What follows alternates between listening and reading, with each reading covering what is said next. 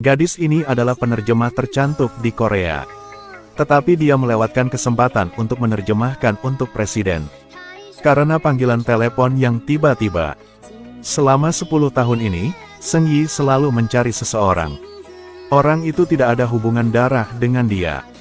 10 tahun yang lalu, Seung Yi dan ibunya dihentikan oleh sekelompok preman di jalan. Seorang pria tiba-tiba memeluknya dan melarikan diri. Ternyata ibunya berutang uang mereka. Mereka menggunakan dia sebagai sandera. Memaksa ibunya harus membawa uang untuk membayar hutang pada besok. Katanya dia akan membantunya menjaga anak itu. Di perjalanan, Do Seok membelikan paha ayam untuknya. Bahkan memberikannya mainan tapi Seung Yi terus-menerus menangis. Do Seok menyuruhnya tidak khawatir. Selama ibunya membayar hutang, mereka akan mengembalikannya pada ibunya. Keesokan hari, dia membawa Seung Yi ke perusahaan.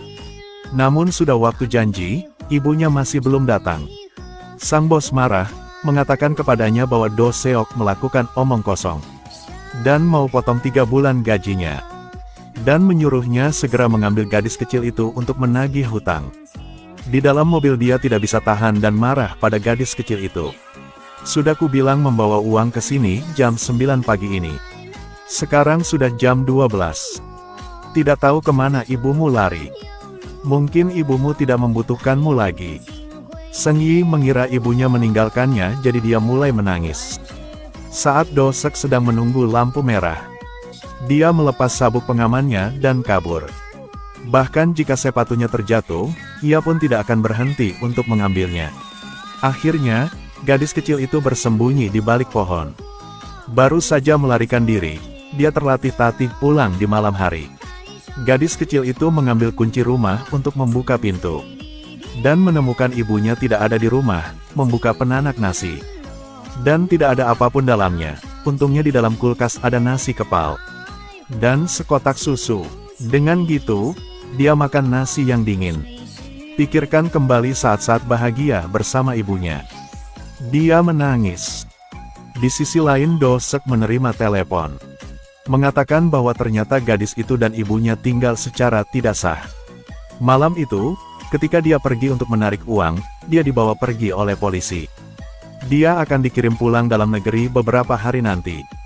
Dia khawatir tentang putrinya, jadi dia minta kepada sipir. Berharap untuk menemui Do Seok. Dia bertanya bagaimana keadaannya sekarang. Do Seok tidak berani mengatakan yang sebenarnya. Dia hanya bilang putrinya baik-baik saja. Dia memintanya untuk merawat putrinya. Dalam beberapa hari, akan ada yang datang menjemputnya. Dan juga akan membayar hutangnya secara penuh. Selesai bicara, dia segera memberinya gambar. Biarkan Do Seok memberikan foto itu kepada putrinya dan berkata dia sudah kembali bekerja di negeri. Ketika dia mendapatkan uang, dia akan kembali untuk menjemputnya. Seung Yi menunggu tapi tetap tidak melihat ibunya pulang, jadi dia meninggalkan pesan. Lalu pakai sandal ibunya, pakai ransel, dan berangkat untuk mencari ibunya. Ikut alamatnya, Do Seok pergi ke rumah dan menemukan sepatu Seung Yi. Masih ada pesan yang dia tinggalkan di papan tulis untuk ibunya. Katanya dia sedang mencari ibunya. Do Seok khawatir tentang kemana dia akan mencari ibunya. Saat ini dia berkeliaran di jalanan. Dan digoda oleh seorang pengemis. Halo. Ingin pergi denganku? Ada banyak anak-anak lain di tempat itu. Seung Yi ketakutan dan ingin pergi. Tapi bajingan itu mengangkatnya. Seung Yi menggigit tangannya. Baunya membuat gadis kecil itu jijik. Pengemis itu marah dan memukulnya. Saat ini Do Seok tiba tepat waktu. Jangan menyentuh hutang orang lain. Siapa kamu? Aku kreditor anak itu. Ada apa? Adapun hutang ini, aku belum menerima uangnya. Bagaimana aku bisa membiarkanmu berlarian seperti itu? Pengemis itu hendak melawan Do Seok. Tapi dia bukan lawannya. Hanya dengan beberapa gerakan, dia jatuh ke tanah dan kemudian melarikan diri. Melihat pengemis itu diusir, gadis kecil itu mencengkeram tangannya sambil menangis memintanya untuk mencari ibunya. Do Seok mengatakan bahwa ibunya telah kembali ke negeri. Dalam beberapa hari, pamannya akan datang menjemputnya. Tidak. Aku tidak ingin. Aku hanya ingin bersama ibuku. Ibu. Mendengar gadis kecil itu menangis. Hati Do Seok melunak, dalam perjalanan pulang dia tidak berhenti menghiburnya. Suaranya juga jauh lebih lembut. Tunggu sampai ibumu mendapatkan cukup uang. Dia akan datang menjemputmu. Sungguh? Apakah ibuku benar-benar mengatakan itu? Ya, itu yang dikatakan ibumu. Jadi jangan menangis, aku tidak berbohong padamu. Mengerti? Seng Yi diam-diam mengangguk. Sejak itu dia tinggal bersama Do Seok. Siang hari, saat orang lain pergi bekerja, Seng Yi melakukan pekerjaan rumah. Gadis kecil itu membersihkan rumahnya dengan sangat bersih. Ketika dia mendengar pintu terbuka, dia dengan patuh berdiri di sana sambil tersenyum dan menyambutnya. Melihat betapa bersih rumahnya, mereka memberinya acungan jempol. Begitu Do Seok duduk, dia langsung membawakan teh untuknya. Dia juga lambat laun menyayangi gadis kecil penurut ini. Suatu hari, pamannya menelepon dan mengatakan bahwa akhir pekan akan tiba. Dia akan membayar hutang dan membawanya pergi. Do Seok sedikit tidak ingin, dia memutuskan membawanya keluar, karena tidak tahu namanya. Jadi Do Seok selalu memanggilnya Hutang. Apa namamu, Hutang? Nama saya Seng Yi. Dia langsung bermain kata. Kalau gitu, aku Raja. Bukan, nama saya Seng Yi. Gadis kecil itu tertawa terbahak-bahak mendengar lelucon pamannya. Lalu katanya, paman lucu sekali. Jadi Seng Yi memberi Do Seok nama yang mirip dengan namanya. Itulah janji Hutang, janji akan melindungi Hutang. Do Seok menggumamkan nama itu, dia sangat puas. Mereka pergi jalan-jalan bersama. Seng Yi memegang erat tangan Do Seok karena takut tersesat. Do Seok ingin membeli tiket untuk gadis itu. Tapi harga tinggi membuatnya tercengang. Jadi mereka pergi ke area diskon, barang-barang di sini murah. Tapi jelek, sangat sulit mereka cari barang-barang yang indah. Tapi dirampok sang bibi di sebelah mereka. Saat sang bibi tidak memperhatikan, sang paman dengan cepat membawa barang untuk membayar. Lalu mereka makan di warung jalan. Do Seok bertanya, sebelum kamu pergi, apakah kamu punya keinginan? Dia ingin pergi ke konser idolanya. Do Seok tidak ingin menghabiskan uang. Tetapi melihat matanya berbinar, dia harus membawanya ke konser. Ketika konser di tengah, mereka menyelinap masuk. Melihat penyanyi favoritnya berdiri di atas panggung. Seng Yi menari dengan gembira. Saat konser berakhir, dia ingin meminta CD bertanda tangan sang idola, untuk memenuhi keinginannya. Do Seok keluarkan semua uang di kaos kakinya. Staf di sana memujinya karena menjadi ayah yang baik. Kau sangat baik putrimu. Kau mungkin sangat bahagia. Dalam perjalanan pulang, Seng Yi memeluk Do Seok untuk berterima kasih padanya. Do Seok mendorongnya lagi dan menjadi serius. Ajarinya bahwa kamu tidak bisa memeluk seseorang seperti itu hanya karena mereka memberimu hadiah. Persis seperti adegan seorang ayah sedang mengajar anaknya. Di malam hari, mereka membuatkannya kue ulang tahun spesial. Tapi sekarang dia sedih. Gadis itu tidak tega meninggalkan mereka. Wajah mereka juga sedih. Ada semacam hubungan dekat di antara mereka. Segera tiba harinya ketika pamannya datang menjemputnya. Do Seok memberinya CD. Dia tidak tahu ini adalah hadiah yang selalu gadis kecil itu inginkan. Apa yang bisa saya lakukan hanya dengan CD? Kau harus memilikinya untuk mendengar musik. Makasih, Pak. Pada saat ini seorang lelaki tua berambut putih datang. Setelah mengkonfirmasi identitas pihak lain, Do Seok memberi gadis kecil itu gambar. Katakan padanya jika ada sesuatu yang salah, hubungi dia. Jika menerima pesan dari Do Seok, dia harus membalas dalam waktu 3 detik. Ingat nomor teleponku ya. 0623. Ini ulang tahun Pak. Oh, gitu. Ayo kita pergi. Ayo. Begitu saja, dia naik bus bersama pamannya. Meskipun Do Seok tidak tahan, tapi dia hanya biarkannya begitu saja. Setelah dia pergi, Do Seok kesal setiap hari. Setiap hari dia mencari alasan untuk meneleponnya. Dia ingin tahu apakah gadis kecil itu baik-baik saja. Tapi setelah setengah bulan masih belum ada kabarnya. Dia mencari kemana-mana untuk menemukan pamannya. Dia bertanya kepadanya apakah sesuatu terjadi. Dan kenapa dia tidak menjawabnya. Paman tergagap seolah-olah dia menyembunyikan sesuatu. Do Seok memukulinya sehingga dia takut mengatakannya. Ternyata dia baru saja menjemputnya, tapi segera menjualnya. Adapun di mana Seng Yi sekarang, dia tidak tahu. Do Seok pulang, setiap hari dia menunggu telepon. Berharap untuk menerima teleponnya. Benar saja, kerja keras tidak akan mengkhianati hasil. Suatu hari Seng Yi meneleponnya. Gadis kecil itu menangis sambil berbicara dengannya. Ternyata dia dijual ke bar karaoke. Setiap hari dia harus kerja keras. Sang pemilik membuat alasan untuk tidak membiarkannya keluar. Suatu hari pelanggan memecahkan kaca, sayangnya membuat pipinya berdarah. Sang pemilik tidak ingin menghabiskan uang.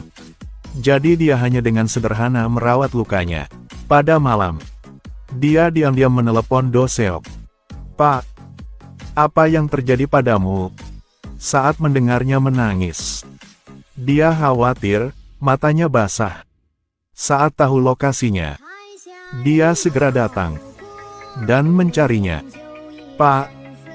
Melihat penampilannya yang menyedihkan, Do Seok patah hati, dia menyuruhnya mundur.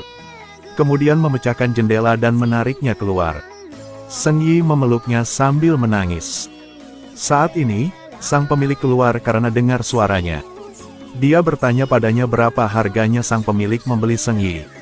Pada saat yang sama, dia meninggalkan kartu namanya, dia mau mengembalikan uang pada sang pemilik. Agar Seng Yi dapat secara resmi meninggalkan tempat ini. Dalam perjalanan pulang Seng Yi patah hati. Dia menggunakan bajunya untuk menyeka lukanya. Do Seok juga diam-diam merawatnya dengan baik. Dia menjual mobilnya untuk membayar uang pada sang pemilik bar karaoke. Agar tidak meninggalkan bekas luka di wajahnya. Do Seok membawanya ke operasi. Lalu ada masalah sekolah. Karena dia tidak memiliki kakak, jadi dia tidak bisa sekolah. Satu-satunya cara sekarang adalah dia mengadopsinya. Setelah dengar katanya, Seng Yi langsung kabur. Dia takut kalau ibunya tahu, dia akan marah. Tapi kata mereka identitasnya itu hanya permukaan. Hanya untuk dia dapat ke sekolah, Seng Yi merasa tidak nyaman karena dia tidak bisa memanggil Do Seok ayah. Saat ibunya datang menjemputnya, dia pasti akan mengerti hal itu. Sejak itu, dia bisa masuk ke sekolah seperti teman sebayanya. Setiap hari, dia disiapkan kotak makan siang yang berbagai macam.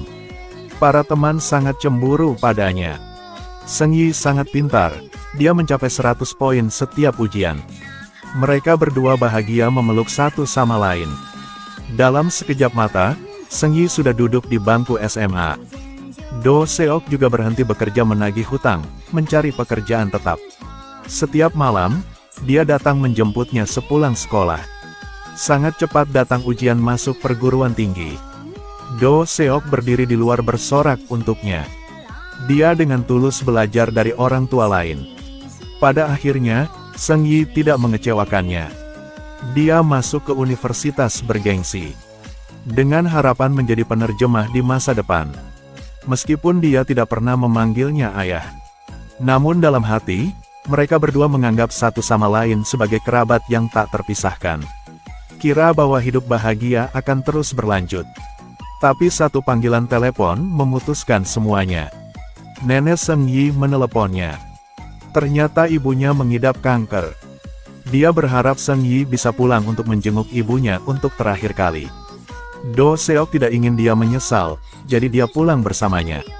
Ibu dan anak yang berpisah selama bertahun-tahun akhirnya bertemu kembali. Mereka berpelukan dan menangis. Tahun-tahun ini, setiap hari sang ibu merindukan Seng Yi. Dia juga mengunjunginya sekali. Melihat Do Seok peduli padanya seperti itu, dia tidak tega mengganggunya, jadi dia menyelinap pergi. Dia sangat berterima kasih atas perhatian Do Seok untuk putrinya. Dia akhirnya meminta Do Seok untuk membantunya menemukan ayah kandungnya. Dia harap Seng Yi akan menerima ayahnya. Karena itulah satu-satunya kerabat saudara Seng Yi di dunia ini. Do Seok setuju. Setelah menanyakan banyak tempat, dia akhirnya menemukan ayah kandungnya.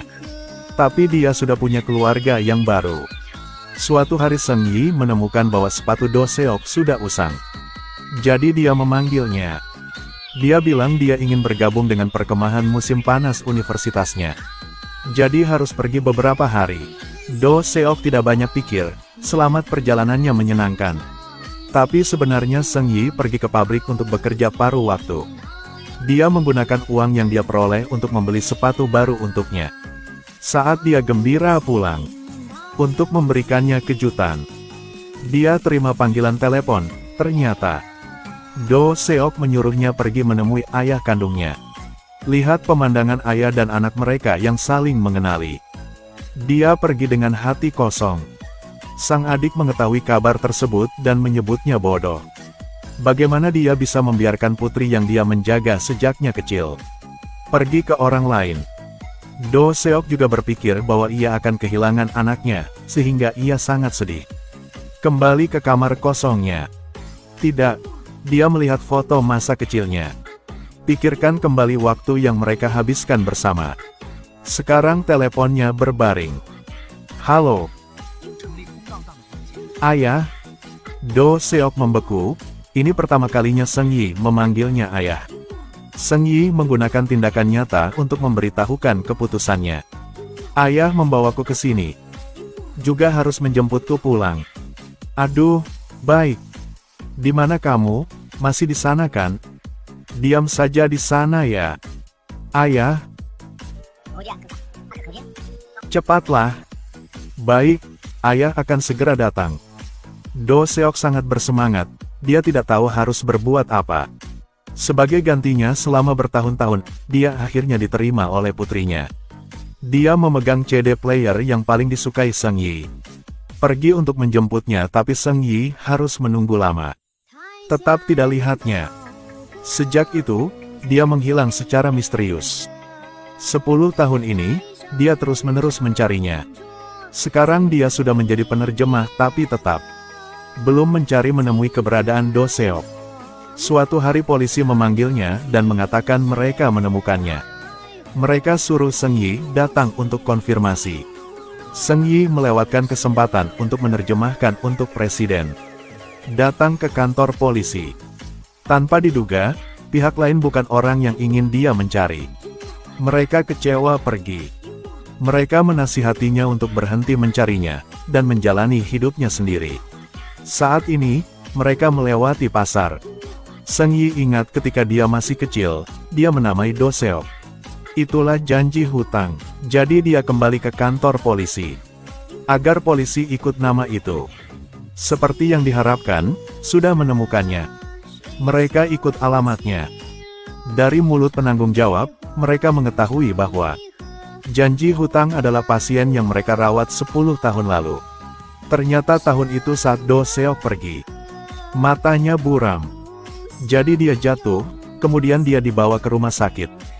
Dan diketahui mengalami stroke. Saat dia bangun, dia hilang ingatan, jadi selama 10 tahun ini, dia tetap tinggal di sini. Setiap hari, dia menulis nama, hutang, dan janji hutang.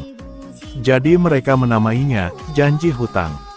Melihat nama-nama itu, Seng Yi menangis. Dia tahu ayah yang dia cari ada di sini.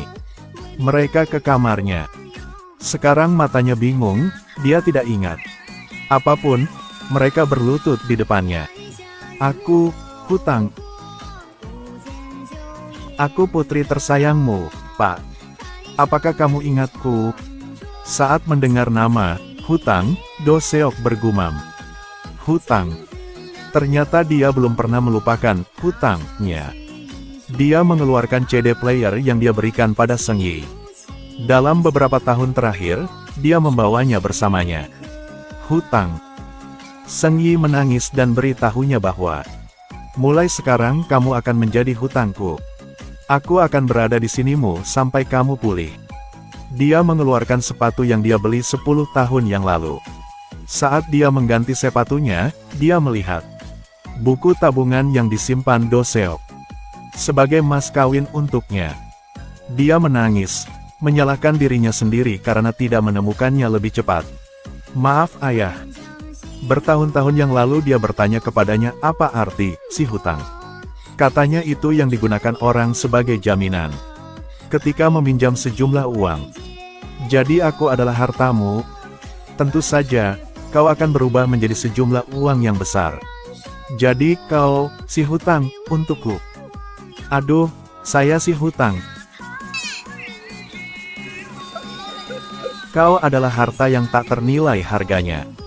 Jika suatu hari ayah tidak bisa mengenalimu, tubuhnya tidak sehat, ingatannya tidak baik, tidak bisa menjaga kesehatannya sendiri, jangan benci mereka. Karena bahkan jika mereka melupakan seluruh dunia, mereka tidak akan pernah lupa menyayangimu.